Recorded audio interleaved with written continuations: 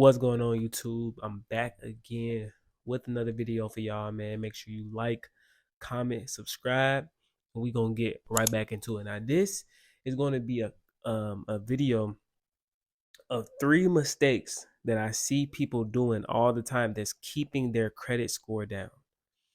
All right, 3 mistakes. So the first mistake and why your credit score is not going up is you keep being late on your bills or your credit card, right? Your number one um, factor in your credit score is payment history. All right. So if you can't pay stuff on time, essentially, then your credit will never be good. Like your credit will always be low if you cannot pay stuff on time. So if you continuously get late payment after late payment after late payment, get a new account, late payments, new account, late payments, your credit will never be good because your payment history weighs so much in your credit score. All right. It weighs so much in your credit score. All right. So put everything that's on your credit, make sure you put it on auto pay. Right. So you don't have to deal with having late payments. All right. You have 100% payment history. Your score is going to be somewhat, decent. Okay. It should be somewhat decent depending on the rest of your profile.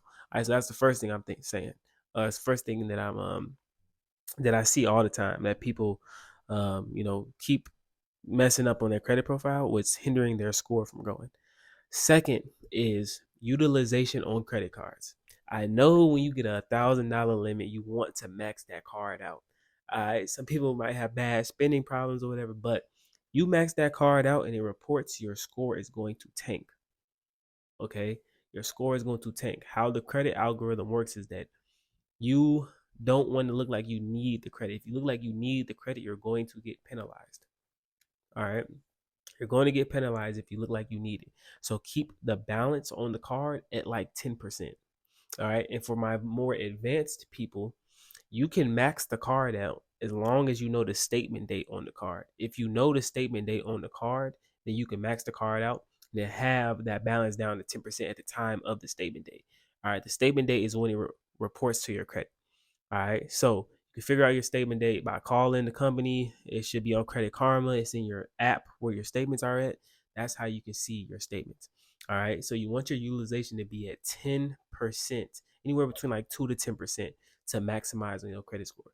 Now, if you have 100% payment history and your credit card use is 2 to 10%, your credit is more than likely going to be somewhat decent. All right. Now, the last thing that I see a lot of people do that really messes up their credit is that they completely disregard the little credit cards and stuff that they got when they was 18, 19, 20. All right. They disregard them and they close them. All right. So for y'all that don't know, age is a big factor in your credit report. All right. Age is a big factor. So by you getting a card at 18, like, I see girls get Forever 21 cards all the time. All right. So let's say this Forever 21 card. You got it when you was 18, 19. You 30 now. That's 11, that's 10, 11 years history, right? 10, 11, 12 years history right there. So by you closing that account, you're going to lose that 10, 11, 12 years of history on your report, and your score could tank because of that, depending on, how you've been building out your credit since then. All right. You do not want to lose all that history. So when people close out these accounts just because they live $300 credit cards or whatever, or they, $500 Macy's card or something like that, it has age to it. So you want to keep that active, especially if it has 100% payment history. All right, because it's really gonna knock your score down if you close that card. And a lot of people don't know.